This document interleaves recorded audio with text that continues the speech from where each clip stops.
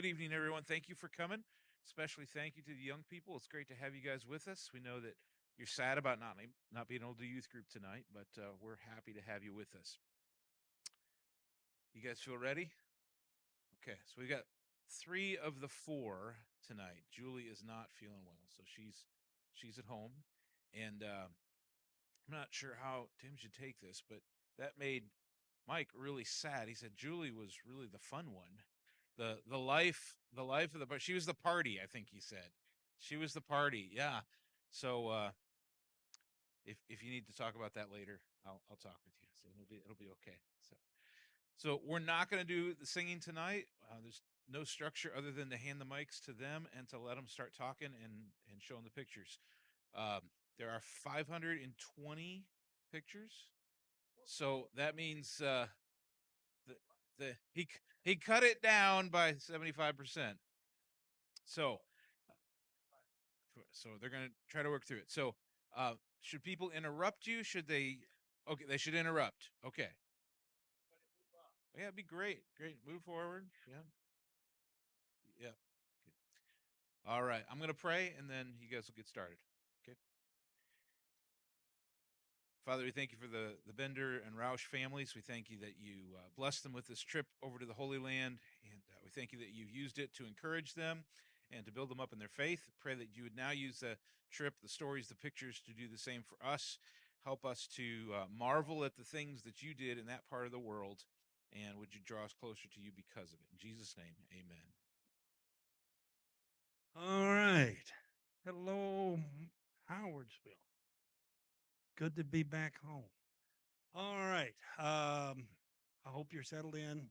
Should have bought some popcorn because we're going to talk a little bit and then we're going to do the slides. So I'm glad you started at 5. Good. All right. I want to start with a little bit of a history lesson so you get an idea, especially in our travels. Chris, can you come up and hold this? This is the country of Israel. And before I do, teenagers, anybody else? What do you know about Israel? That's good. What? What do you know about Israel? It's what? Small. All right. What do you mean by a hot spot? Okay. Okay. What kind of activity? Turmoil. Okay. What else you know about Israel? Holy Land. For Old Testament or New Testament? Both. Okay. Very much both. Anything else you know? Center of the earth. Loss of what? Gas. Okay. What country? Okay. What country do you think has been more disliked, more hated, more so forth and so on than any country in the world? It's definitely Israel. And as we were there, we got to see a sense of that with the Holocaust and all that kind of stuff. And it's where it's all going to boil down. Anyways, we flew in here to Tel Aviv and did not have our suitcases, if you heard. All right, there's Netanya. Okay, Tel Aviv is right here. And then we drove up to Netanya that night and stayed there 3 nights because we were there 2 nights early and unwound, saw some things. And then we drove up to the northern part, Galilee. And if you see this section right here, see all of that? That big thing? That's Armageddon. It's not just a little valley, guys. This thing is massive. And it splits the entire country from the Mediterranean Sea clear over here to Jordan. This whole entire valley. And we saw it from what? 2 or 3 different spots. We'd stop and they said, well, there's Armageddon again. Well, there's Armageddon again. So that's not only, and another thing to point out, this is, anybody know what this is down the south? Egypt. And what do they think of Israel? All right, they hate them. Okay, this is, what do they think of Israel? They hate them. This is Lebanon. What do they think of Israel? They hate them. And Syria, they hate them. Okay, so here this country is surrounded by enemies, yet we read somewhere, when I got home that it's the fifth safest place in the world to visit. But you'll see some of that why in a few minutes. So, anyways, our first few days we're up here, spent 2 nights at what was that place? There it is, Tiberias, and we're going to show you the Sea of Galilee here in a minute. And all of that is in Israel. And we got right up here close, real close to the Syrian and Lebanon borders. We're able to look in and able to see some of that. And then we made the trip all the way down and then got into Jerusalem, the big desert here. And of course, Tim floated in the Dead Sea. So that just gives you an idea of the traveling we did. I would say, what, 2 to 4 hours a day in the bus. We were in the bus by 7:30, didn't get home to 6 or 7. So a good 10 to 12 hours every single day. I was going to bed earlier than I ever have since I've been in high school. So you can put that down. This is the Sea of Galilee, Jesus' ministry. And one thing, again, we might know that, but you might have been able to answer that question, but it really just, wow, a lot of his ministry was in Galilee, the bulk of it. And this is a picture that I bought on the boat, and all of the different things, ministries that took place. We got in the boat, about here, and we went over here to Mag Costa there, where we're going to see the boat that they unearthed, which is a boat that they found that was used in Jesus' day. So that was really cool. So, and so now on these trips, especially when it's somebody else besides you and another family member, there's always, we come back with maybe a word or a phrase that just makes us laugh. And they came pretty early on. So, what were some of those, guys? Julie said I liked our manger better. Okay. That's what got Mike laughing. Julie's, now this was when we were in Bethlehem, and Bethlehem was a total letdown. One, it's owned, it's run by the Arabs. Our Jewish guide, had to get off the bus because there's a big sign: "No Israelites can come through here." So, that was the start of it. And then we wind down. They got a building built over a cathedral over the what they believe is the manger site and where he was born. And so you had to wind down in there. You saw this spot. Okay, what's that? Then you looked over here and you'll see it. The manger. Was it really a manger? They had candles in it and just totally disappointing. So I come up and I think you're somewhere and you're somewhere. And I look at Julie and she looks at me and she goes, "I like ours better." And then later that night, she said she didn't know if she could ever sing "Oh Little Town of Bethlehem" again. All right, what was another one? Coffee. Why? Well, they only were this little.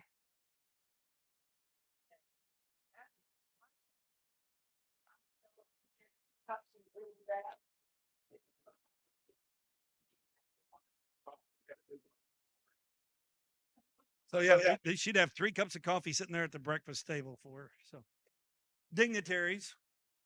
Yeah, call these guys dignitaries. Don't lie. You want to tell them why? You could tell them. Confess. Okay. I was given the, I guess, responsibility to do some ministry as pastor leader, they called it.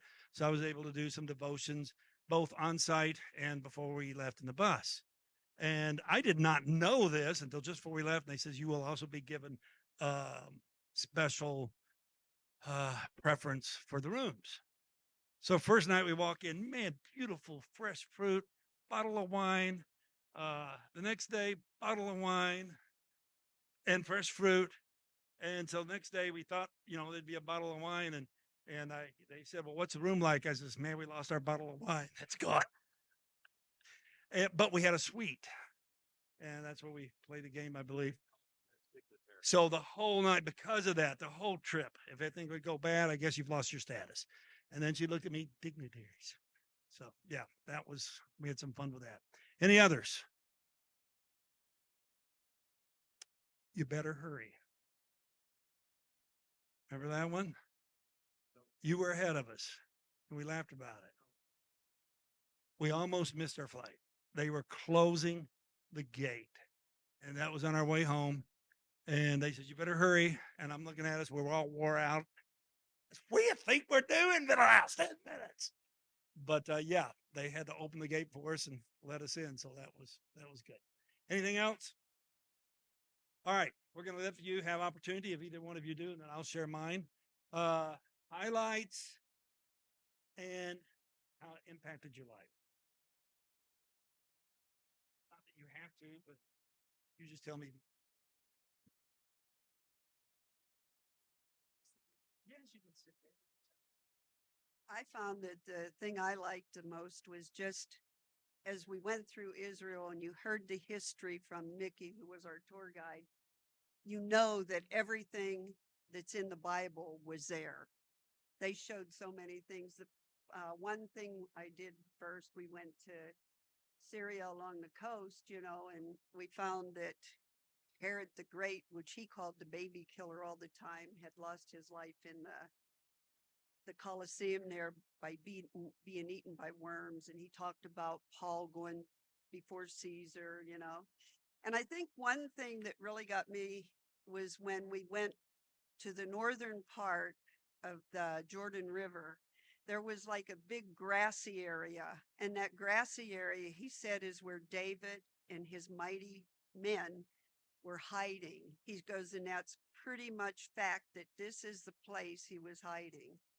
And I thought there's so much history there and there's so much there. And so many times when I would read through the Bible before, I kind of took it for granted. And it helped me to think, well, I need to start thinking about where these places are and things that really happened. And I don't know, it just has meant a lot to me with just going there and visiting all the different places. Got his own. You and I have to share. I just thought it was interesting that how little they said the state of Israel is the size of New Jersey. If you've been to New Jersey, that's pretty little. Didn't take long to drive through it. And when you read the Bible, you think things are spread out because they had to walk so many days. And like Jerusalem to Bethlehem is 10 minutes on a bus. Mm. You know how little things really are. And I'm looking for mountains, and I didn't see any mountains. They're all hills to me. So Well, it's most all of the mountains that we read in the Bible, they were mountain ranges. right, but Mount they were Tabor. never very Yeah. big No. compared to what we would think of mountains. And so it was just interesting. Your perspective gets changed. And there's a few things as we're going, we'll Okay. talk about some things that really surprised me and made me think. Now, mine was a couple of areas, but we're in your face reminded how Israel's been treated and how God keeps bringing her back, bringing her back, bringing her back. And one of the battles that we're having today in theology is there's a movement of those that do believe clearly, and some that we would know and love, that believe those promises are going to be kept to Israel through the church. And I'm going, then why does he keep bringing her back? In 1948, even. I don't. That one just got me fired up, if you can't tell, and that just made me much more in that area. That no, this is real. This is literal. This is where he walked. This is where it took place from Old Testament to New Testament, and he's going to bring her back, as he says, of course, in Romans 6, 7, and 8. So that was the big thing. Made me a little more maybe pro Israel. Sea of Galilee. That one pretty much broke me down. That one, because on the Sea of Galilee, you looked over, and a lot of it, obviously, over time has been tainted with time and commercialism, but that wasn't. And I said, Jesus saw that. And we were on the boat, and I was able to share, and I'm developing a message about the storms of life using those two storms that were right there in that boat, lessons that we can learn. So I got my 4 points, so we'll be working on that. So that was fun. And probably the funnest thing was what, guys? Just a flat out fun. What? Dead Sea. I mean, that was a riot. When I'm in a body of water, I like to get down on my knees so water comes up to my neck. You couldn't do it. I pull my knees up and you just fall over. It's just the way it is. So that was just fun. We had a lot of laughs with that. I want to thank Tim. He spent, I bet, 40 to 60 hours, haven't you? 80. Hey, let's go 100 and make him feel really good. Putting this together. So we're just going to talk our way through it. If you have any questions before we start? Okay. And if you have any questions as we go, we can do that. Lights. Oh, okay. Well, how about these lights up here at least? Pick those up. Yeah, that should show. Okay, left Israel, there we are at the airport. First picture. Sorry. I got to get used to this. Okay. So anyways, that was Kalamazoo. This is Chicago as we're on our way. And now we're in Madrid. I had to sit and wait a while. Arrived in Israel on November 28th, and there's the Israel airport. This is in Tel Aviv. Without our suitcases. Our carry-ons we had with us, but suitcases didn't show up till 2 days later. We went 2 days without them, just in time at least to go on to the next hotel. We heard of a lady who her luggage didn't show up, and it kept being shipped from hotel to hotel behind her. 9 days she was without her luggage. Day before she was leaving Israel, her suitcase finally caught up with her. So every time you want to complain, there's always someone that's got it worse. Okay. In the top of our hotel, this is at night, we arrived. This is looking out, that's a Mediterranean Sea there in the dark. And that's looking north from our hotel. And that's looking south at night. We saw this elevator in here, and which we're really curious about. Our hotel had 15 floors. We're on the 9th floor.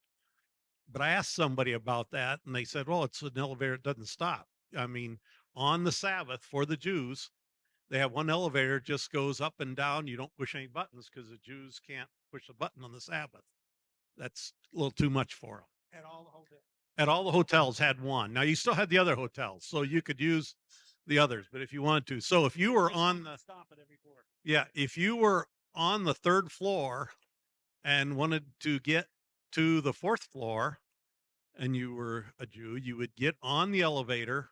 It would floor by floor go down until it got to the bottom floor. And then it would go all the way to the top floor, open at each floor so you could get on or off and then go down one by one. So you had to go through every one if you wanted to get there. So it was interesting. Of course, we had our other elevators that we could use, but for them, they had a Sabbath elevator. Mediterranean Sea. This is the town we were at, Netanya.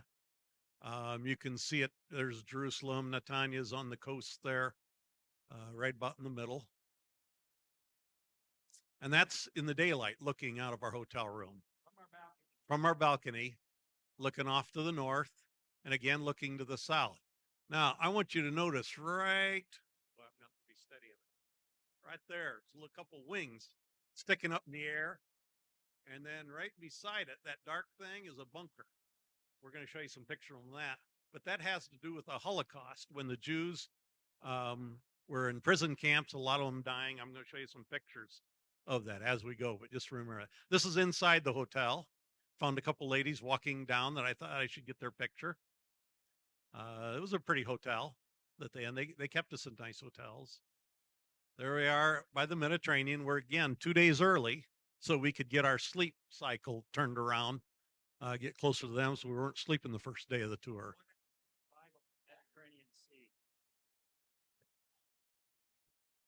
Where do we see the Mediterranean Sea in the Bible? Paul's journeys. Yeah. Every day I looked out at that and I said, Paul went across here. Right there. Again, another coast. A lot of our whole coastline in our area was like this. I saw a soldier along the way and right away went up to him. They were all over the place. So I went up and talked to him, asked if I could have my picture with them. You'd see them all having these machine guns.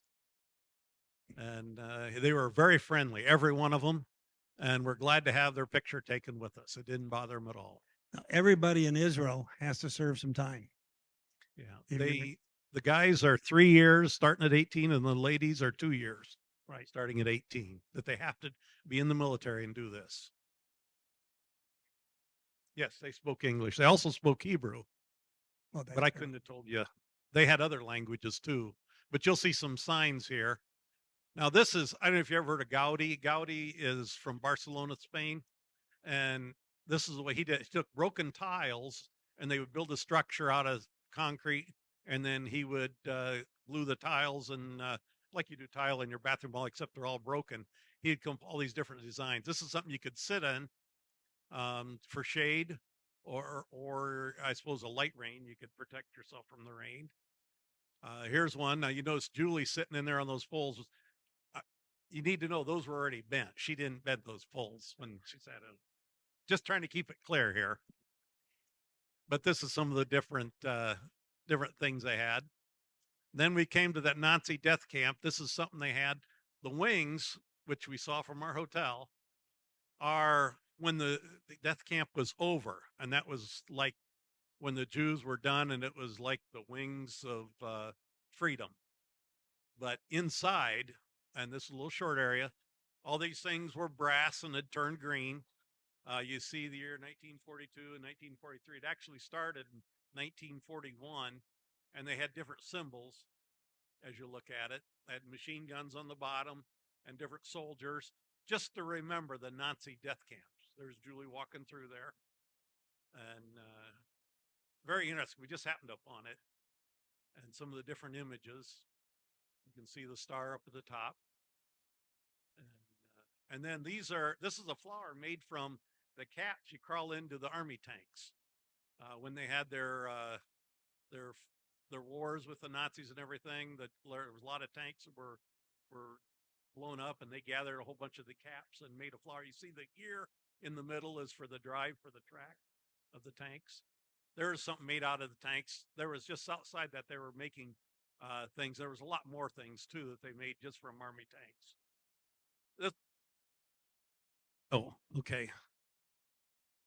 I'll get used to it. Maybe by the time we're done, I'll have it right. That was a sunset we caught on the Mediterranean, the sun coming through the clouds. And there's another thing that was Gaudi's type of work. And found a couple or few people there just relaxing. If it was raining, you would be out of the rain in that spot. And there's Julie with her coffee cups. Mike wanted me to make sure I put that picture in. She was the big coffee drinker. Of course, I think we all contributed to her stack at that time. And this is where we ate breakfast. It's a buffet. Every morning was a buffet. And the interesting thing about their buffets, in the morning, you could have coffee with milk in it. But the evening meal, there was no coffee or milk because they had meat, and you can't serve milk and meat in the same meal. Can't have it in the same room. And you had salad for breakfast, you had salad for lunch, and you had salad for supper. And they loved it. They ate a lot of salad. They had other things too. In the morning, they could have eggs and fish, but they couldn't have beef or lamb or anything like that because they were serving milk in the morning with the coffee. And here I am. This is from the window. Somebody took the picture of me down on the ground, and I went down there for the purpose of taking a picture of the hotel. And if you look right up there, you see little people in the window. That was our hotel room. That's them waving at me. And then we're on the beach of the Mediterranean, walking along the shore. There we found a couple that looked lost, but of course, there's a path. I couldn't go back the way we came. So this is the dumbest thing I have ever done. I had to climb, and Mike's looking at me, I think, and saying, "How dumb are you? How are you going to do that?" Well, guess what? Well, I didn't see it. He followed me up then. I was concerned. He was concerned. Anyways, this is another sunset from our room. Then we go to Caesarea. This is Caesarea on the coast. This was Mickey, who was our guide. He was a Jew born in Russia, but then I forget how many years, 40 years ago or something, moved to Israel. And he's a born again Christian. And from what he said, what we heard, I truly believe he was. Oh, absolutely. He knew stuff really well, knew the Bible, and the whole time he gave us a tour, he was constantly quoting the Bible, both old and new, about what was going on in that. He knew the Bible well. But anyways, this was the area in Caesarea where, along the Mediterranean, where Herod had a palace, and the name slips me. Now, this is where they did the chariot race. Chariot races. The next picture will show that, That right they had there. that long area with the seats, and so they would have chariot races. And This is where Peter went to the centurions. They don't have his house, but this is the city is where that happened. yeah, And it is also where Paul met King Agrippa. and then down in oops, Whoop, wrong what'd you button. do? Are you going to show that? Right There, here. down in this area, right down there was Pilate's palace. That's where Pilate lived. Okay, and here's some of the older runs we're walking on for that area. This was down close to Pilate's palace, some of the arches and some of the stuff. And there was a public bathhouse, which they show here in the pictures, shooting bow and arrow. I mean, that's where they trained. They had sport, lifting weights and doing all kinds of things. And that's where they could discuss the city affairs back in that time. Now, over on the other side, if you want to know, I'm pretty sure that's Hebrew. Only because somebody told me, though. Okay, there's one of the bathhouses right down in there in the holes where people would hang around to discuss. I doubt that railing was there. Everything there was made of stone, really. Here's some tile floor that's still from the time of Jesus. You can see they put mud around to protect the edges of it. Or I shouldn't say mud, cement around to protect the edges, but that's the original tile floor some of those times. There's another one. And there's another one, a very big piece of floor. And then one other city, we'll see some more of that floor that's over 2,000 years old. Now, before we go to there, evidently you can get that picture in. There at the same place was a theater where they met. And we looked at the spot and they said, right there is where Herod, God struck him, put a curse on him, and he died being eaten of worms. So that was the very spot where that I happened. think that was back I don't think you had that. right there in that area. Oh, that's it. Yeah. Okay. Right in there is where that happened to Herod.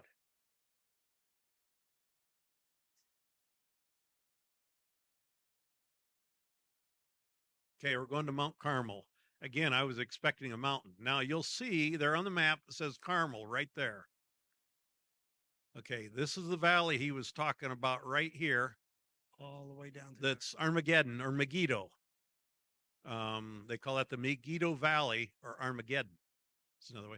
Nazareth, you'll see right over here. From Mount Carmel, we were looking over at Nazareth. When we got to Nazareth, we could look over to Carmel. Okay, this is a monastery that has been built since Mount Carmel, you remember, was a time of Elijah, talked in the Bible, where he was going against the prophets of Baal, and he had them build an altar and call on their gods. And then after that didn't work, he built one, had water poured all over it, and God sent fire and burned up his offering. So, and this is a monastery built on that area. There, we're on Mount Carmel, we're looking over the valley. So that's Armageddon. That whole valley right there is Armageddon, with Nazareth is on the other side. He also pointed out there, at least 8 to 10 different battles in the Old Testament that you could look out and say that one took place here, here, here. So that valley always has been a pretty bloody that's valley. the valley right there. Again, there's looking back. We're standing up on top, looking out. There you can see Julie getting some pictures of the valley. That's kind of more the edge of the valley. And there's it's a ceramic or cement thing of Elijah with the fire. And there's the Baal prophets who couldn't get a fire. Their God didn't seem to work. And there is Elijah up on the top.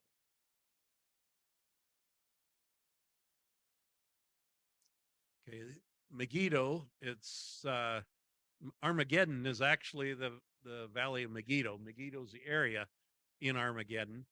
And when we went there, Mount Precipice is the one where they wanted to throw Jesus off the side of the hill. And so this is kind of up on top of the hill where they had actually a city around the top of the hill. There was a cliff coming down the side where they wanted to throw him off, but he walked out in their midst. But this is the town around it. They're just that's saying the stables, so you can see the stables where they had for their horses. And you notice that tree right there, it looks like a coconut tree, but see all that yellow? Those are dates. And I didn't realize that. The same tree looks just like a coconut tree, except it's a date palm. And we didn't see coconut trees. We saw a lot of those trees, but they were all date palms. That's a big thing in Israel, the dates. And we had some in the hotel, and they were really good.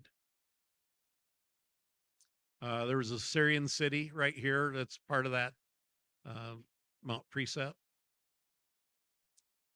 And then the water came in underground for that city because it was up on a hill.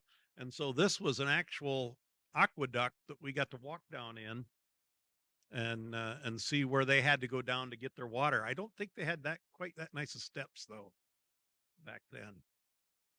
I think they had to fix it for us tourists. But here we are going downward.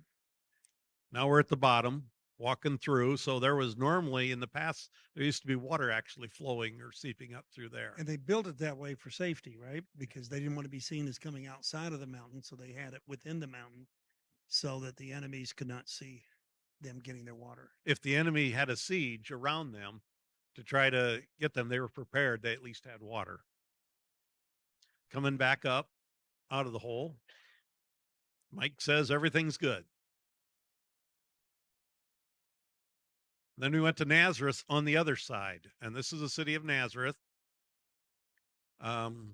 Little a shock at just how much of the city, and it's practically all Muslim. You'll see up there at the very top is a minaret. And while we were there, the call went out for Muslims to pray. It was interesting hearing that. And they had those all over the city with loudspeakers. And that was actually the Mount of Nazareth actually had the Mount of Precept as part of it, rising above the southern part. And here's a look at it. And if you'd look out, I'm not sure which one it is, but one of those mountains back here was where Mount Carmel was that we were before looking across to Nazareth. Yeah, Mount Tabor's the big one right up there. Yeah. And there we are. That's the whole group. Everybody that was on our bus. And a few stragglers.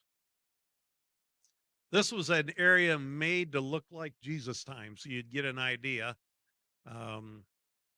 So they gave us a tour through that. Julie walked into the gift shop and said, well, you can imagine what she said. Where do I start? No, I have no idea what she was thinking.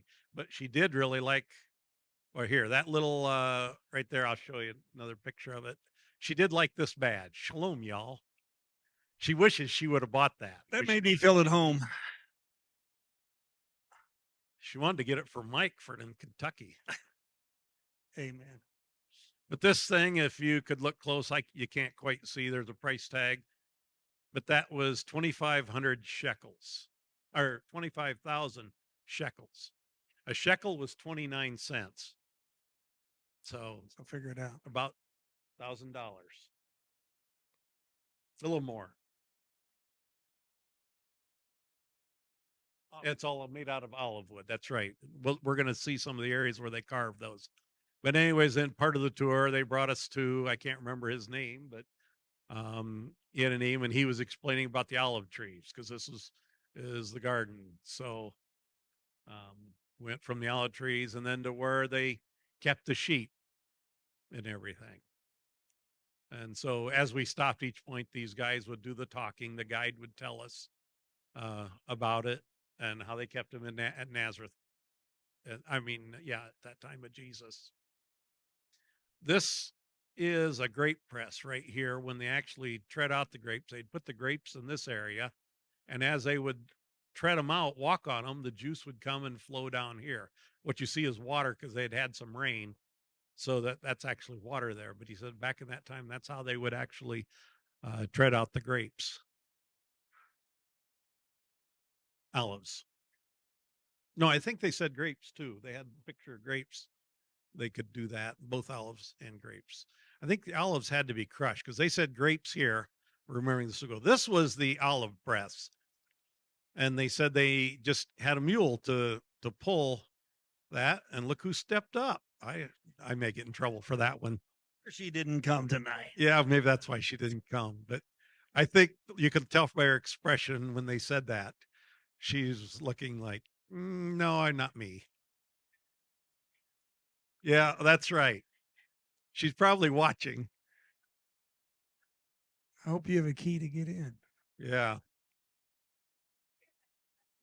Okay. This is the olive press. It's the hinge is back here. So, and then this is the part that presses them. They right down there, they'd put the olives in a little basket that they made, and then the weight of this, they would have pulleys to pull this up. As they'd let it down, they would press them out. And they were saying how the very first press is the good olive oil, the virgin olive that they use for the very best things. And then as they keep pressing more and more, then the cheaper and cheaper grade of olive oil would come out. And this was set up to look like someone actually working. And then this was interesting. The synagogue, when it talks in the Bible about Jesus reading in the temple, and then he sat down. So he said this would be an actual, not actual, but very much like the one that Jesus spoke at. And then the little seat right here is where he would sit down after he spoke. And of course, people would sit all around on all these benches. And that's a little one.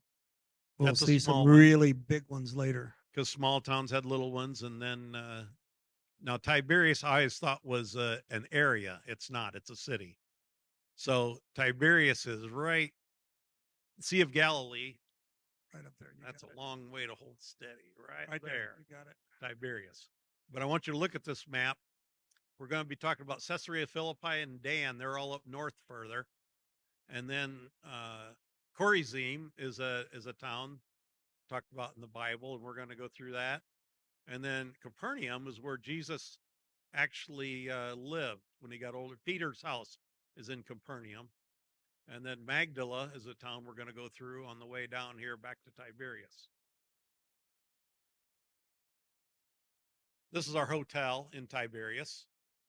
Again, the food counters, and same thing. Breakfast has the coffee and supper has the meat.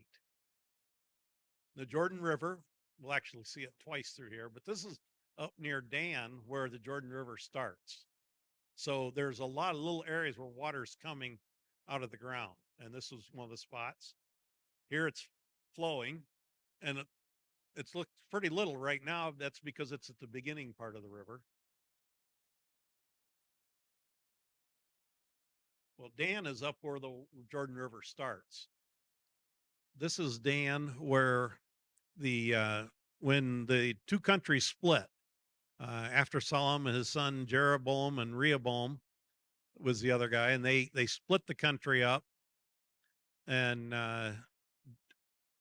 all the most of the tribes went to the north, and they wanted a temple up there for sacrificing, and they didn't want them going down to Jerusalem, which was Judea. So for Israel, they built a place to sacrifice their animals in Dan. And this was the area. Mike, if you want to expand on that, but I think as you walk right in is where it was, wasn't it? yeah, entrance to Dan for the Israelite kingdom because they went away. Mickey there is sitting and he's pointing down here. And he was saying right in this area, I think was where what they found. It was about this high. And then they're trying to restore it. People have, the Israeli government has actually built it back up. Whoever's the archaeological people trying to build it back up. But they said all the foundations were there originally. And this sign tells a lot about that. Now, Samson was a member of the tribe of Dan, and this is where Abraham came and delivered Lot out of. So Dan has a pretty rough reputation as far as one thing. Just you call it a holy land, but it is a land without God, pagan. As you walk through, even the Bethlehem, all of that, it just almost appeared to be like idol worship, worshiping the things rather than the Savior. You can't really see from this map, but that little dot right there is Dan. So we went up there, and then right there, Caesarea Philippi. I did not know what Caesarea Philippi was. It is mostly a very godless area. It's a lot of well, when Alexander the Great marched up to this area, he brought a lot of Greek stuff. So this was a lot of the Greek gods. This was their temples. The cutouts in there on the wall right there and right there, they are actually platforms or top of buildings were built there, and then from there they could go into the rocks. This hole, which you'll see another picture of right here below, whereas where water came up out of the ground. Here's the temple of Zeus was here, and see us discussing it.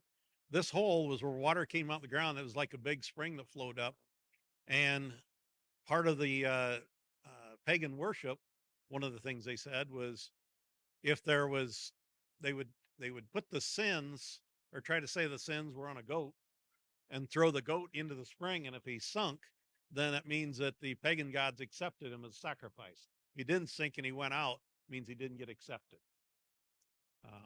I think I have that. It could be backwards from that, but still it was something that they use in their pagan worship. There's a column there behind us that is supposed to have actually been there at that time. A lot of this stuff was all from there. It was not brought back in. The court of Nemus, you can't really see from those pictures, but it's just the different things. But the whole rock face had buildings. And this picture right down here kind of shows some of the things built. You see the holes up above where from there they could access. All right, here is the complete picture of the whole wall, the temple to the different gods that they had, and the sanctuary of Pan. And that was Caesarea Philippi, and I did not realize that when you hear about Caesarea Philippi in the Bible.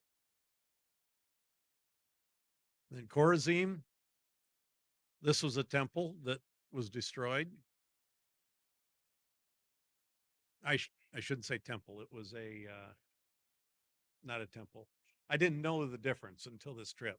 The temple is only a place for sacrificing. Right. So the synagogue, that's what I'm trying to say. A synagogue here that at one time fell on. And this was the seat of Moses, where they sat for dealing with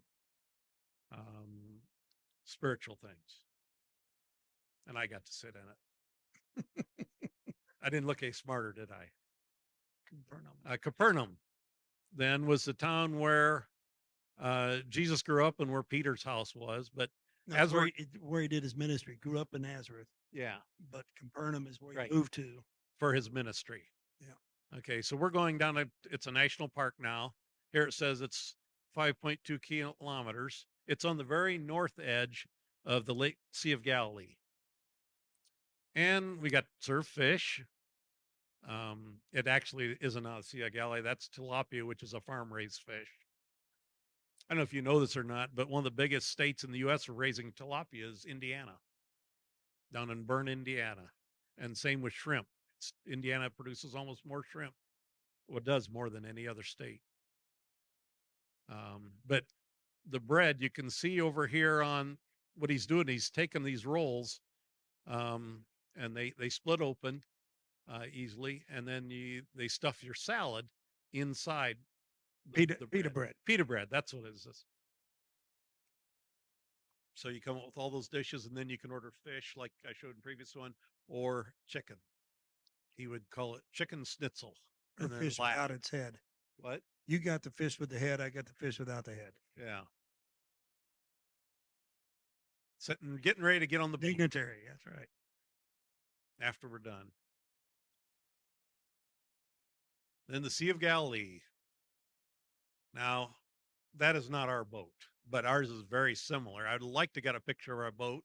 I think Mike kind of dared me. He said, "You going to walk on the water like Peter?"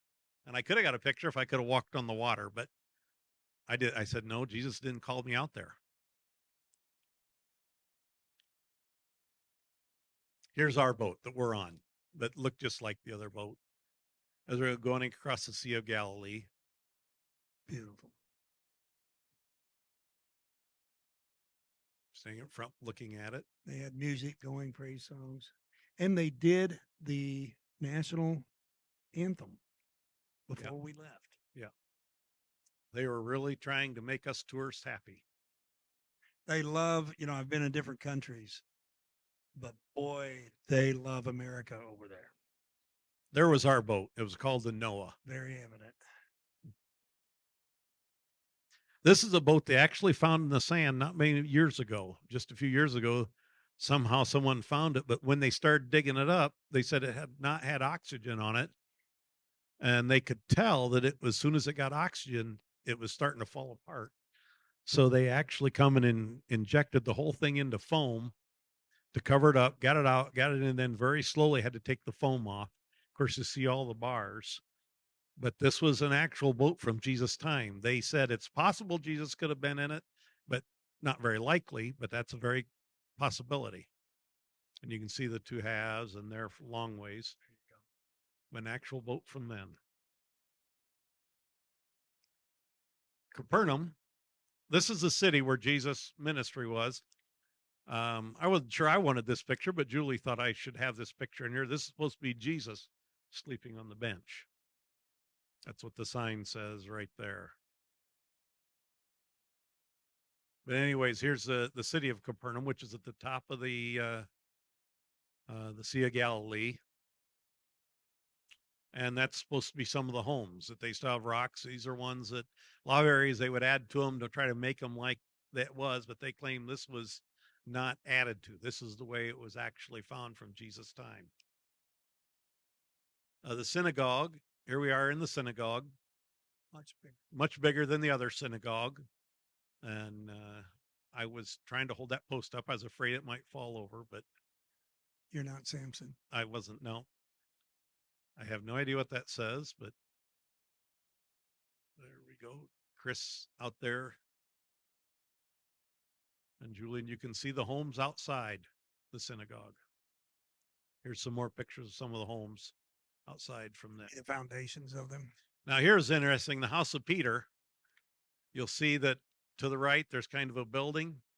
That building is above Peter's house. They believe this to be Peter's house. And the Catholic Church was built on Peter's house above it, but they couldn't touch it. So they have posts, and the whole thing is suspended with Peter's house open underneath. Then we went to Magdala. You see that hotel there in the background. They wanted to build a hotel, and they wanted to build it right here. But one of the requirements to build anything, they have to have an archaeological dig done just to make sure they're not building on it. And they found parts of this, so they had them move over here. And they said probably a little bit might still be built on top of Magdala. But then they unearthed this, and they found, well, I think this was a place where water was down low, where they could get water. This is also the town of Mary Magdalene. Yeah, Mary Magdalene. And so this is all part of that. And they did build a building over. This is something they're working on right now with archaeological digs. And you can see the hotel in the background. So, and then we go to Tiberias. Again, Tiberias is right there. That's where our hotel was. So we were there 2 nights, and that was our hotel there in Tiberias. And then that next day, we went to the Jordan River. This is where you could actually be baptized. This is further south of the Sea of Galilee. All right, I'm standing in the water in Jordan River waiting for the baptism to start. These were the ones that all wanted to be baptized from our group. Anybody could do it that wanted to. And Mike and I both chose not to be involved with it. So, but they did, one of the guys there on the right, he asked me to use his camera and take pictures. So I got pictures of everyone that went in and out. There's Heather going in, and here's Dave coming out. A lot of jokes you can be made with that, but we won't.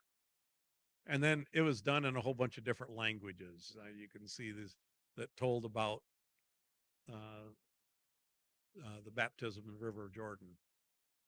And again, here's Icelandic, Romania, a lot of different languages that would tell the story. There's a group right before they got baptized. And then the gift store. A lot of gift stores. Every place that was a tourist area, they wanted to sell you stuff.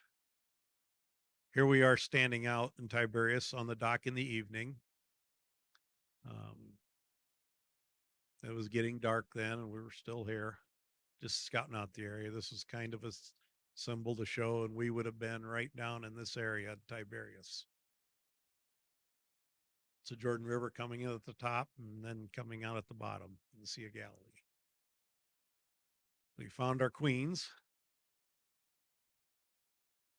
This was a very interesting. So this is the largest archaeological dig in Israel, the largest city they found. It's right down here, south of the Sea of Galilee. And this is a huge city. And it's been controlled by different people over the centuries. So it would be as a new group would come in and raid the country or take over, then they would build on this, and so it'd been through many different people. Here's the Colosseum. Those things there, it was amazing. You could go down in front and talk not much louder than I am talking now, and you would hear it clearly. We had That people, was really, yeah, we would have people stand there and talk, and people on top so they could hear them very clearly. Julie took this picture. She thought this was interesting. They used to make concrete symbols around like that. Here's a floor that's supposed to be from, they didn't say when, but from probably before Jesus. It's still there. And there you can see kind of the ruins of the city. And up on top of the hill is some more city. So I had to climb the steps. And up here, this is on top of the hill. This is an Egyptian Egyptian governor's house, is what that was up there at the top. A lot of steps to go up there, but this is what you'd find. One taking my picture made me do that. There we are with the ruins in the background, Mike and Chris. They'd have their chariot races right down the middle of the streets right here. This is one of the wells, says danger, deep hole. You couldn't really see the bottom, see down there. A little more of the coming up the street here. I think I remember that what we're looking at here is the downtown area, if you may. Yeah, I think that And was. the houses were outside of it, and they said at that time, probably around 50,000 lived there in this place. Let's see all the columns. That was fascinating. See those columns still standing. Massive bathhouses. Those were very popular. Then we go to Bethany. You can see some of the homes they find. A lot of this is covered with dirt, and I think they call them tells. It's just a pile of dirt, and they start excavating down, and they find this. I don't know if that was this one, but I hear that happens a lot. And Getty to me was one of the really interesting things, an oasis in the heart of the desert. And Getty is where they said David hid in the cliffs from Saul. And it was it- nearby where the Dead Sea Scrolls too, right? Yeah, Dead Sea Scrolls just a little bit north of that, but there's En Gedi, and then a little bit we're going to see Masada. That's where the Jews tried to get away from the Romans on the very top of a mountain. But En Gedi's right there on the side. There's En Gedi. You'll see there's a lot of cliffs or a lot of caves all over En Gedi and to the north where they found the Dead Sea Scrolls. Yeah, see one of those caves. That's one of the caves right there in the middle. And there's a cave over here, and there's a cave there. There's all size caves It was just a little everywhere you boy. go. These are all caves. Yep, and it was a little boy that stumbled across. A little boy that he was looking for his goat and went into one of the caves and found this jar and see, I think they said that you could right now still buy because the boy found it and somebody got it and they found out that it was the part of the Bible. And you can right now buy it for, I think it's 25 million. There's a family that still owns it. It's not wealthy, but they're not going to sell it till they get enough money to be wealthy. At En Gedi, this was just a grass roofed area for you to congregate around, so you're out of the sun. In the summer, that'd be very hot. It'd be like desert. The interesting thing about En Gedi, here's where that grass hut was, where we gathered. Then we started walking, and the majority of the group stopped right here. I think that was probably a mistake on our guide. The guide said, "Now I only want people who are in the best of shape to go because it's a lot of steps." Well, that made me say, "Okay, that does it. I'm going." If he wouldn't have said that, I might not have gone. But he said, "You got to be." He did that a couple of times. I thought I can turn around and go back, if I can't make it. So everybody else stopped there, but 3 of us of the 29 decided to go on up the hill.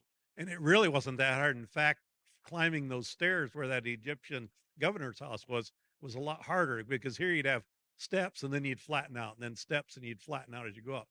But you would actually go up this bottom trail. It's called the wet trail. Get up here to the David's waterfall. There's 2 of them. That's the lower one. That's the higher one.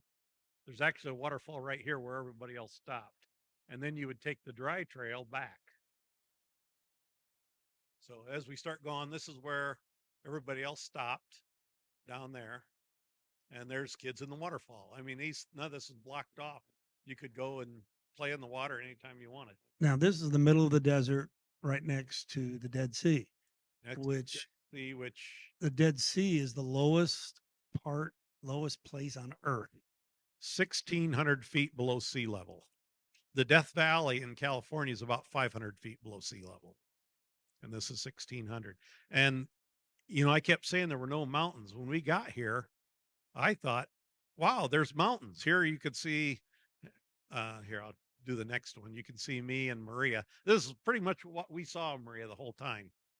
She was 74 years old, and she was always ahead of us, no matter where we went. Maria, just a spry, and if she was moving, this is all you saw. And then Joyce decided to come join us as we're going. Joyce was a 27-year-old Filipino girl that's a nurse. And I think the whole time we were walking up there, because I was the only other one on the third, you could tell she kept looking back at me. I think she expected to see me dead on the ground at any time. And you could tell she was worried about me. And she didn't know she's we all are. Yeah. So as we're going up, this is our steps. You can see what the steps look like. They're just barely in the rocks and all the way up and around. And there's water running real close. That's why the green vegetation is growing, and it's a desert. There is no other green, but the water's running down. And here we go. Now, these 2 guys come from somewhere else. They were going the wrong way because it's supposed to be one way. So I don't know how they got on the trail going the other way, but they were asking me, are we getting close? As they're going down, they didn't know what they were from. But there's actually vegetation was so thick, they cut tunnels through the vegetation growing there in the desert in the rock. And you can see we're going into one of the grass tunnels with roots. And the ground down here is wet, like about a 1/4 inch of water as it's flowing downhill as we're walking. Now, this desert area One is where Jesus is in the wilderness, where John the Baptist was, his where he came from, and it made me wonder. I didn't think about it until the other day, and I said, I wonder. We should have asked Mickey, could have this been where the Ethiopian eunuch was baptized? They were traveling through wilderness and saw water. I don't know. This is the middle waterfall right here. And then we go on up to the upper waterfall. And again, there were people. I tried to get a picture without the people in it. There are a lot of people running in and out of the waterfall. And it came out of the rocks. And that's when I thought, it's funny. We finally found mountains. And how could the water pressure build up so high and come clear up here out of the mountains? We'd climbed quite a ways to get here. And I went back and said something to Mickey, and Mickey said, well, you understand, you're in a canyon. He said, think of the Grand Canyon. That's 1,600 feet above is the top. You're down in the bottom of the canyon walking up. He said, that's just surface water running off the surface. You're below sea level. Right there's sea level. Yep. After we climb, that's Yep. sea level up there. You're below sea level. Never thought of that. But that's over the years in a desert that when you get away from this, it's nothing. I mean, I'll show you. It's like that. Yeah. Except for the grass. And here's where our trail went. You can see over on this side it went to go down and around and back up, and then to go on.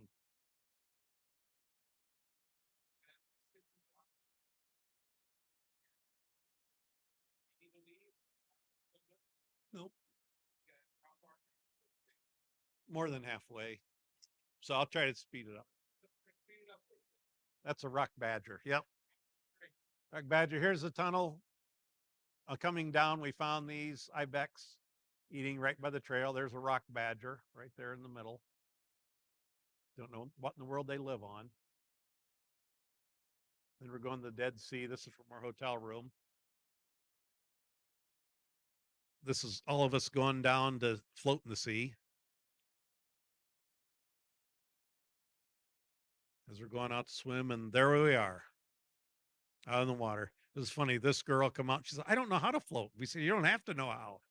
And pretty soon she fell over. Then she couldn't get back up. Like I said, you don't float in the water. You float on top of the water. It's a sunrise, by the way.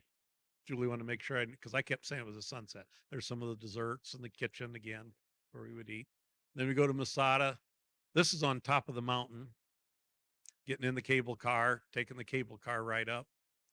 That's what we all looked like. That was a mountain.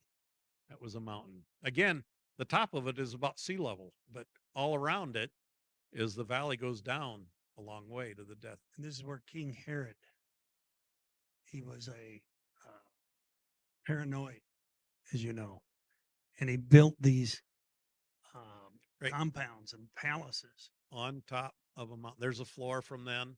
but they don't think he ever got there. No. We've got a model that shows it from on top. This is the ramp that the Romans built up, or they had to build the ramp to try to get the Jews. And that's the rocks that they had ready to roll down on the Romans. And this was all up there on the very top of the hill. There's a black line you can see right there. Black line is the way they found it originally. Everything from there up is them trying to rebuild it. There was a synagogue, which you'll see inside. There we are inside the synagogue up there on top of the mountain. Again, the black line. So they had everything from below the black line was already there when they found it. Here's a model of it that they made to show the top where we're walking through. Herod built his palace down here, had this built, but they said he actually never made it there. You'll see this round thing right here as we look over the edge. You can see it from the side. Right there's one of the areas. Right there's the round area that was built that they're still unearthing. Some of the town of Masada. You can see the Dead Sea far below us. We're actually up close to sea level. Yeah, I did. That was earlier where I said the Romans built the ramp coming up. And a lot of date palms. They did that, cultivated them. Headed to Jerusalem, and there's Jerusalem. There you can see the Dome of the Rock right there in the middle. There we are, standing there with the Dome of the Rock in the background. camels up there trying to get everybody to take a ride. And so, that right down there is a Russian Orthodox church area, and the Garden of Gethsemane was right here. This is the Mount of Olives. Garden of Gethsemane, yeah, Mount of Olives. Right there is a cathedral they built on the Garden of Gethsemane. Trying to sell you all kinds of tourist items. This is in the Garden of Gethsemane, what it looks like today. And here's the cathedral built on the Garden of Gethsemane. And here's our group again. Just that tree, it's a little blurry, but that tree was supposed to be the oldest tree in it. They think is 2,000 years old. Gift shops again. Everywhere you go for a tourist thing, they have gift shops. More Jerusalem. And then Old Jerusalem was what the temple was built inside. And this is around the temple. This was the temple over here.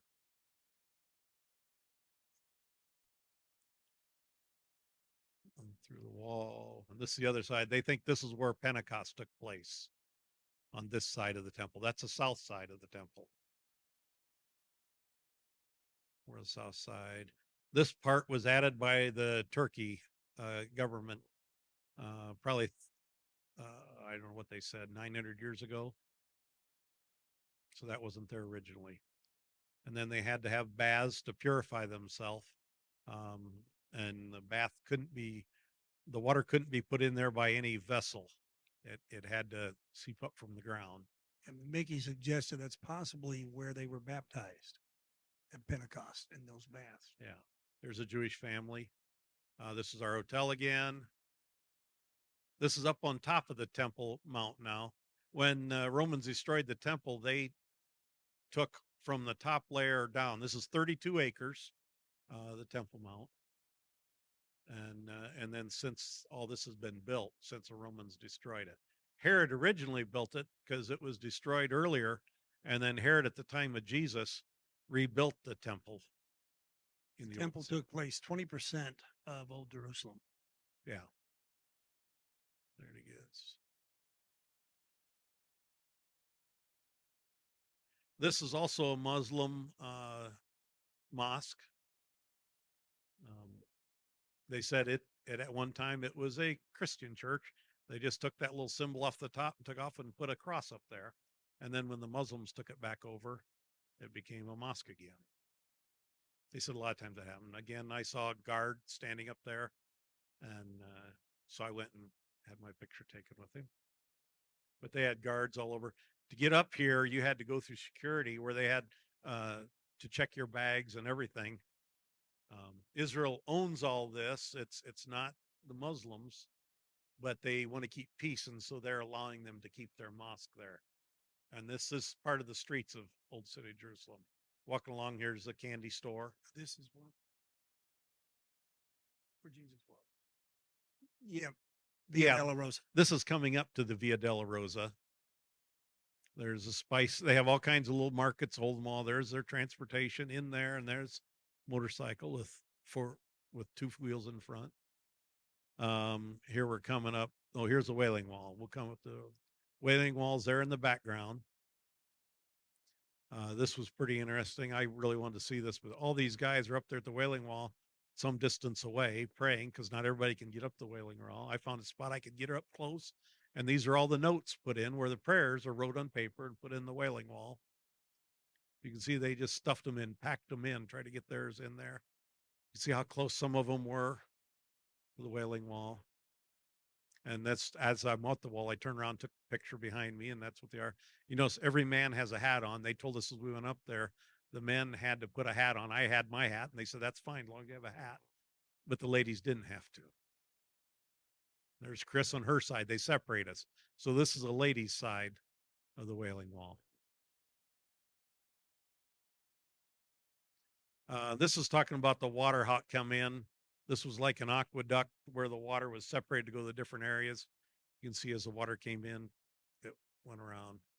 And this is underground where all the aqueducts are. they were showing how water would run down the wall up here. They put lights on it to show, but they were able to separate all the water coming to the different areas. This is all part of the aqueducts underneath. There's the Via della Rosa as we're walking along. Again, things so all along it. And then all of a sudden, here comes this cross with a whole bunch of people walking. And the guide, he right away says, "Hey, guys, try to get on the other side because you won't get through very well." Well, I was kind of helping the back half, and half got through. And then I had them gather up, and then we had to work our way through here. And these people are walking pretty fast. You didn't feel very comfortable trying to push your way through them. But they would do said about 4 times a day. Some Catholic church would do this walk as a pilgrimage on the Via della Rosa. There you can see it says the Via della Rosa, and this is telling about stop 5 right here. Jesus carrying the cross. This was a different stop right up here. I think that there's stop 6. Okay, we're back in the streets. Holy Sepulchre. This is where a lot of people think that Jesus was buried. But this is the Catholics mainly there. Inside this area, there's actually 6 churches all inside one great big building. They're on the wall. And there's a stone they think Jesus was buried on. And you can see her kissing. And I looked over one time and saw about 6 people kissing that stone. There's a church inside the church. There's different churches on the different sides.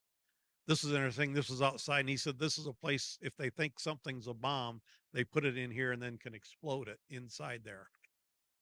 So they're prepared for bombs all around. Walking down the street, that's the Java Gate right there. The wall has a lot of different gates, and that was Java Gate. This is the West Bank. Our guide could not go the next day. We were going to Bethlehem, and I'll show you the reason why in a little bit. But anyways, we dropped him off, and showed us his mall. And so this is the mall in the West Bank. That's Julie's Coffee. The gas there you see is 7.9 shekels per liter, which works out to about $8.50 a gallon. What they pay for fuel. This was the interesting place. This is where we went for the camel rides. Said there, Move it on. ages from 4 to 65. Everybody broke the rule with us but me. Yeah, right. There's some of our group on the camel in front of me. There's the ones coming behind. And as we're going down the road, he's leading us. That camel kept wanting to pass. That's my foot where the camel kept trying to pass. And you wonder what Chris is thinking here as she's told that Mike's telling her, you need to get on. And I think she was saying, but I'm over 65. You can ask them about their argument. This is something you could put on for that day. You didn't have to put it on, but if you wanted to feel like what they might have worn back then. It was called Abraham's tent. And so they were hosting us, taking us down and feeding us. So we're part of the decor for the day. There they are on the ride, coming back. The excitement was ready to begin when you get off. Going down. There, they survived getting off, but when they went down, first you went back, and then when the front legs went down, it actually threw Mike onto Chris in the front. You can ask them about that. Please. There's Abraham right here. He's the one that this guy brought us down there and said we had to yell out Abraham. We yelled it out. So Abraham answered, come over, and they actually fed us in here.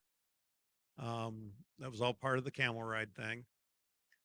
And here we are sitting around the table, ready to be fed under Abraham's tent. It was really interesting. The one who called Abraham, we found out he's actually grew up in Grand Rapids from there. But he's Abraham here. And this is the countryside. There you see the ladies, right? The countryside, they said, is probably just how it looked back in Abraham's time. This is just standing on the edge, taking a picture. There wasn't much for sheep to eat, but you'd have sheep, they could get something out of it. There's another view.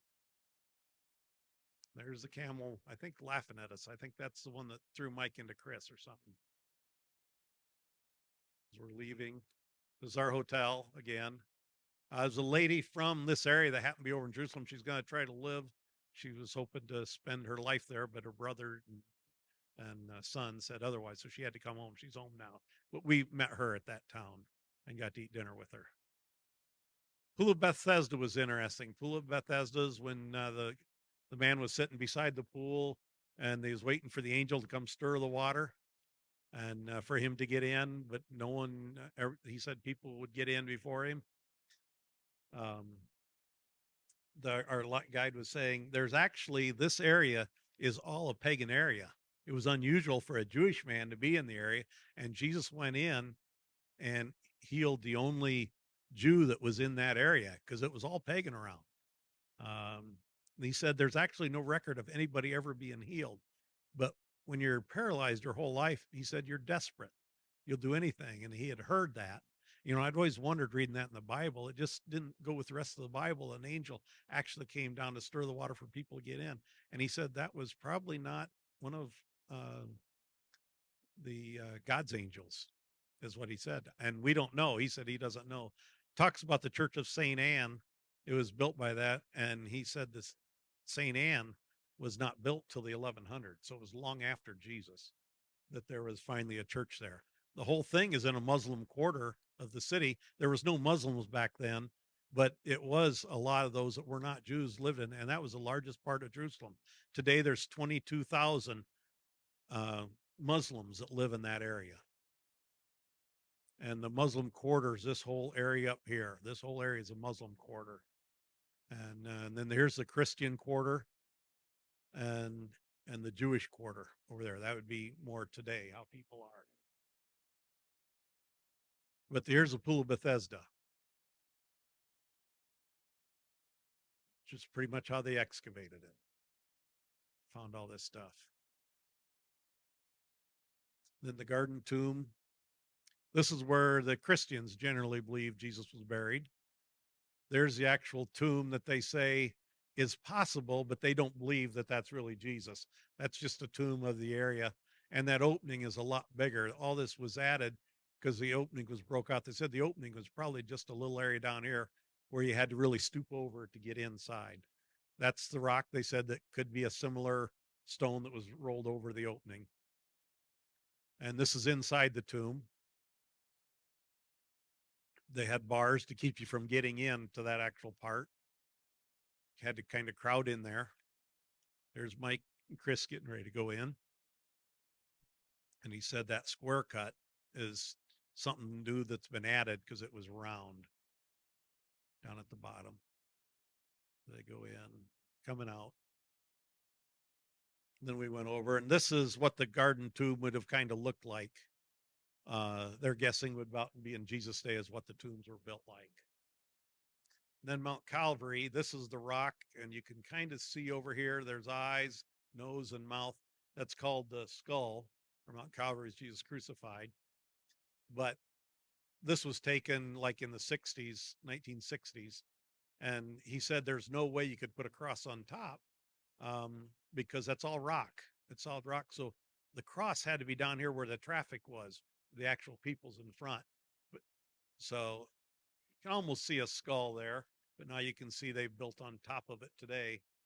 But oops, one picture I want to see.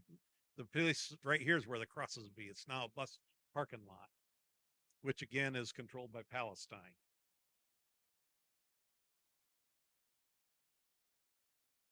Room of the Last Supper. They said that that was built in the middle of the ages. So that's not the actual room, but it would be, they thought would be similar to this, where they ate the Last Supper. Okay, and then this is the area where when you look at this building, you notice there's a cross there right beside it. You can't see, but you will in a little bit. There's a chicken or a rooster up there. This thing where Peter denied Christ. This threshing floor over here is the one David purchased when it talks about purchasing David's threshing floor. And that's the area where Solomon built the temple, which is not there yet with this drawing. There you can see the rooster up on top. And then entering Palestine, you'll notice this right here, enters Palestine, authority territories, no passage for Israeli citizens. Our guide could not take us in there. They had to get a Palestinian to guide us through Bethlehem because they do not let Jews anywhere in there. And there was our guide, our Palestinian, who said he's a Christian. There's a restaurant we ate at. There's I think I thought that was turkey, Schwana, but that was turkey they sliced off the side. They stacked up and cooked it that way. And the drinks we had to choose from. Here's what Julie thought of her sandwich. She ate half it and then gave it to me. So that's me taking it when I took the picture. You know, if you like salad in your sandwiches, that's what you ate a lot of. And there she's a Christian Palestine making things to sell there in their store. And this is the carving where they actually carve the wood stuff. This machine was a tracer, so they would put one thing they wanted and it would make 15 of them. All of olive wood. You can see all these were made by the tracer. And in the background, you see the guy over here in the corner. He's got a polisher that once it's done, it's rough, and then he's polishing every piece. You'll notice this big nativity scene. $35,000 if you want to buy it. There it is in the store. They're when they sell that, and they've got the next one ready to come in to replace it. Is that in your budget, Nick? There's a manger. I took pictures of Peter. My niece or my grandchild said, "Take a picture of the manger. I want to see the manger." I took that for her. Show her the other big with the lion and the lamb carving. That'll work. This is actually going into where the manger and Jesus' birth was. Had to crowd in. And that's where the manger was, right here. They had it all. Over here's Chris in front of it, trying to look in, and it didn't get a really good. That's the actual. Yeah, it's hard to get. It's really dark. It's hard to get a picture, but the manger's here in the background. It looks like a fireplace. And I agree with Julie. she said, "I like our manger better." And that's supposed to be the birthplace of Jesus. I'd say right there about where he's born. There's no way they can know. 300 years ruled by Turkey. That's where they're guessing. It's all underground. These posts in there, and when they got away from the Turks, they said that the whole wall was black, and close to black, they didn't even know they had pictures on those columns. So they say Mother Mary. I put her. This is inside the manger and the feet. Here we are down below again. And then this was the statue of Herod killing the baby. There's a skull there. Here's a soldier playing the flag. It's all there. And then as we're going back to the bus, this was underground in the bus garage. Took that picture, off the second fried chicken. And this is what it looked like in Palestine. Palestine seemed to be a lot dirtier than Israel. This is the gate to separate Palestine from Israel. We're on the Palestine side going out at a guardhouse there. And again, here's that sign on going into Palestine, and they checked us. No Israeli citizens are allowed. On the way out, Israel said, "Welcome to everybody here. Welcome in all different languages." They didn't try to keep the Palestinians could come out, but the Israelis couldn't go in. So museum. This was somebody that a college kid started this. Those walls are probably 3 feet high right here. He decided to make a model of Jesus' time, and but he died before it get finished, and it waited a year, and then his brothers or sisters and parents decided to finish it. So that's the temple up there, and here's the city. Now, this part is the temple that Solomon built, but the city of David is right here, shape of a fish. They said that was how big it was at the time of David. And then the rest of it was all built later. This is supposed to be at the time of Jesus. Again, you can see the city of David over here. and the rest of it was from centuries until Jesus. This is the old wall showing coming around. It was interesting. There's the actual temple, what they think it's about like. This is where the Dead Sea Scrolls were stored. And this is the roof. I thought it was just a fountain, but they said, no, it's a roof. And that's how they keep the roof cool. Spray water on it. But they wouldn't let us take any pictures inside. So I don't have pictures to show you. But they had copies of the Dead Sea Scrolls, but not the actual ones. They were in there, but they were kept down out of darkness. I mean, in the darkness. This other museum was an interactive museum. As we were going in, there you see the guides telling us about it. This is upside down, this picture. I realized that later and fixed it, but it was afterward. But this is Jerusalem or Israel, and this Africa continent should be pointing down here. But this is Africa, Asia, and Europe. How all the countries intersect here at Jerusalem. This was a very moving experience. Yeah. Now this wooden thing was a wooden statue thing, but they had lights that print on it, so you could read on it. And then a little later, they changed it and had something else. We had different stations, so the device went to different stations, and that was a very interesting museum.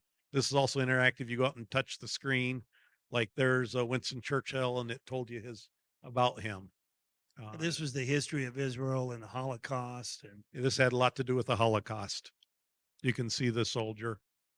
This lady, I didn't know about her, but she's one that protected and saved a lot of the Jewish children from the Holocaust. And they had the whole story about her. This is coming out of the museum. There's the streets outside the old city in Israel. Some of the different things. Then this was the museum for the Holocaust. The children, this is a tribute to the children that were killed. 1.5 million kids were killed. And we walk in this room, they were reading the names of all the kids that were killed one by one in the Holocaust. This we walked, it was just mirrors with candles, and it made it look like the candles were everywhere. A room you actually walked through a ways. There it says 1.5 million Jewish children were killed. And this is a man who protected a lot of them. That was his name. And then the Holocaust Museum, they said, don't take pictures. I forgot. Took 3. And then remembered, so because they were coming around telling us, so then I quit. So I have no more picture. But that was a very long museum that had all about all the atrocities and everything that went on in the Holocaust. That was the Jaffa Gate, the old city there, coming back to the old city. This is our last day, and walking through the streets. One of the shopkeepers I talked to, and spices. Now those piles of spices, they were hard. They weren't real. That was just to get you in. Spices were sold all around and everything. I was afraid to touch it, but I couldn't help it. And they didn't fall. They were hard. And going down the streets and the different things they have to sell. And then there's our hotel that we stayed in Jerusalem. And Julie wanted this picture in. That was her favorite, one of her favorite desserts. I think, Mike, you really liked that one. It was a jar that had a pudding in it. That was real like good. anything. Yeah, he liked it all. On our way home, so that hotel, this is our final day. We stayed one day longer and just trying to get out of there. But there was something interesting. Down below the hotel, they had like a little shopping area. We went outside, and there was one of the guards, kids that was He's a in the Bengal military. fan. Yeah, he was a Cincinnati Bengal fan. Mike made friends with him right away. So, Kate, you got that? But anyways, he was on getting a break for 2 weeks. So he had been on duty and he was just getting off. This is some of those stores again. There's a guitar, it'd be $100 in our money for that guitar. They were sitting outside. Here was the interesting one. If you'll notice right there is a police officer, and they all have machine guns. And that's part of the reason they're in McDonald's ordering. Mike and Chris ordered first. And then Julie was trying to figure it out, and she saw something said EN on the side. She hit it, and the whole thing changed to English. Made a light. Oh, okay. And then, but anyways, I thought the interesting, the soldier. And then these two, this one and this one, it was the Air Force. The others were in green. The black was actually police. So they were eating the sandwiches, and I think they all agreed Ours in the US is better. Outside our hotel, they had a sand lot outside there. And then while we're there, a helicopter came in. They have a hospital right beside us. And this so they could bring people in. It came in while we're standing there. This is at Madrid on the way home again, Madrid, Spain. This is over the Atlantic Ocean, back into Chicago, the Christmas decorations, and back home. Were there any questions about it? Because I know there's several here who've already been to Israel, and they could probably answer some of these questions or anything you want to correct that have been to Israel.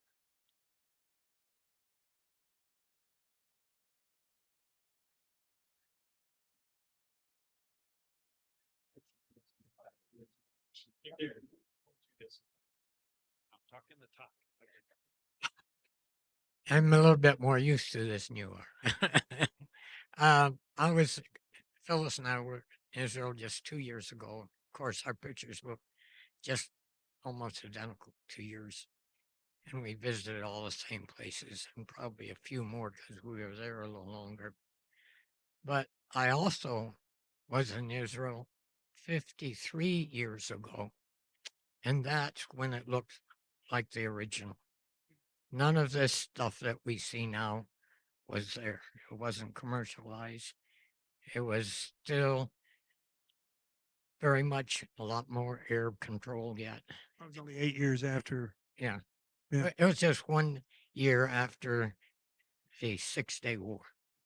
In fact, they were still shooting when we were there. Yeah, but they came a nation again in 48, so you were there just 5 years after that. So anyway, the original really was like it was in Bible times. And I'm glad I saw both because now we've got a lot more history. Then it was just original, and they didn't have all the details of what the different things were that you were looking at, but they were original. I don't know if you heard the news for this commercialism, but Palestine right now is starting a project where they're going to put $100 million into a place along the Jordan River to try to capitalize on the tourism for being baptized in the Jordan River. They want it on their side too. So that was just in the news since I got home. It surprised me. One other thing interesting about the West Bank, when we told you that we dropped him off, we said something about the West Bank. Is that dangerous? He was taking us into the West Bank. And the West Bank, he laughed. He said, we're not near as dangerous as you are in Detroit or Chicago. He said the news makes it such a big thing. He said, we have some things, but he said, it really doesn't scare anybody. They're not worried about it. Palestine would like to have that. That's why it's disputed. Same with the Gaza Strip. But he said, we have so much protection around. It is not a problem. He said, what I read in Detroit and Chicago scares me to go into those towns. So, any other questions?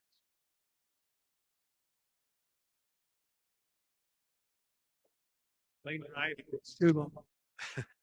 It was 8 hours from Chicago to Madrid and 5 hours from Madrid to Tel Aviv. 4 hours at Madrid. Yeah, we sat 4 hours in Madrid. Coming home to Chicago was what, 6 hours? Yeah, and the Spanish have a rule that if you're on any kind of transportation, you have to wear a mask. So when we got on the airplane in Chicago, they gave us a mask to wear the whole way. We got to Madrid. We flew on the El Al, which is a Israeli airline from Madrid there, and didn't have to wear a mask. But coming home, we flew Iberia from Israel to Madrid on, and both times they want us to wear a mask. So after you get used to not having it, it's hard having it again. So yeah, if we'd have known, but Well, they gave you a mask. You're supposed to. They just didn't enforce it. they didn't say anything to you, once you're on the airplane. But most I people lost did mine. wear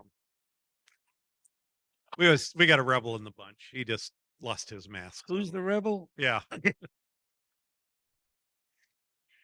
Any other questions?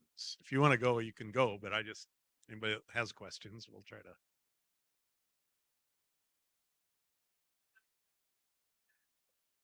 Channel was even on the airplane? Were you aware that Channel 3 News was filming you? I've had people tell me that they said we were on the news, Channel 3 News, getting in. Yeah, all four of us. I haven't seen it, but Somebody I did sent see you a the picture. camera over there. What? What was that, Gary? Dignitaries, that's right.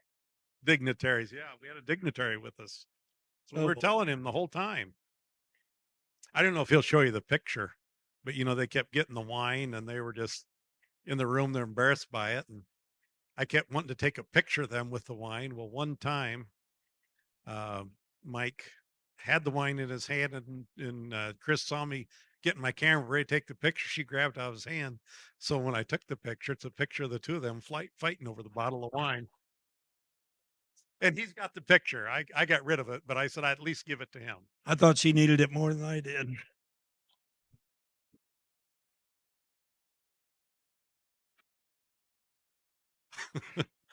Well, I asked Mickey, I said, Mickey, I keep getting these bottle of wine. Do you drink wine? He said, yeah, I can make use of it. Then I never got another one. so I couldn't. Yeah. Yeah.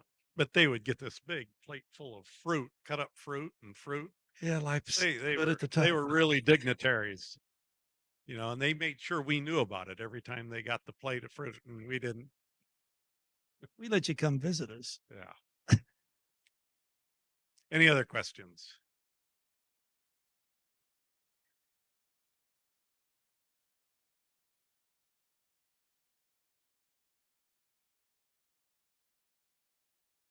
Oh yeah. Yes, there definitely was. Oh It just, yeah, Galilee. But you would walk into an area knowing that Jesus had walked there. Only it's some of those areas they said, well, Jesus walked here, but it was 10 feet below. It had filled in and then repaved, but it was the actual path he walked to the spots and stuff.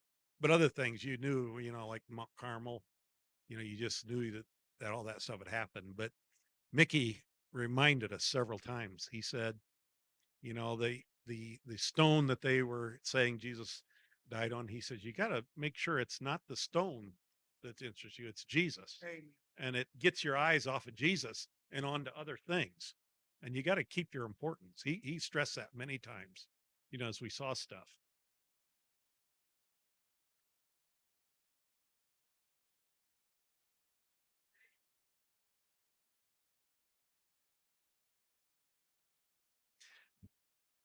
Yes, they were pretty sure because it was like a main road through the mountains. I'd taken the picture out, but mountains, I mean hills, solid stones that you couldn't go and you had to walk the valleys. And they said this, and now it's 4-lane highways.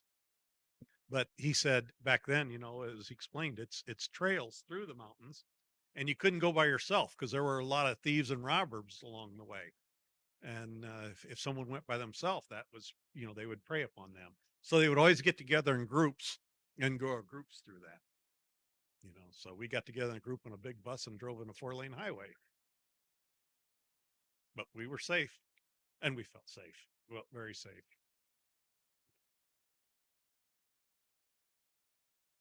Anything else?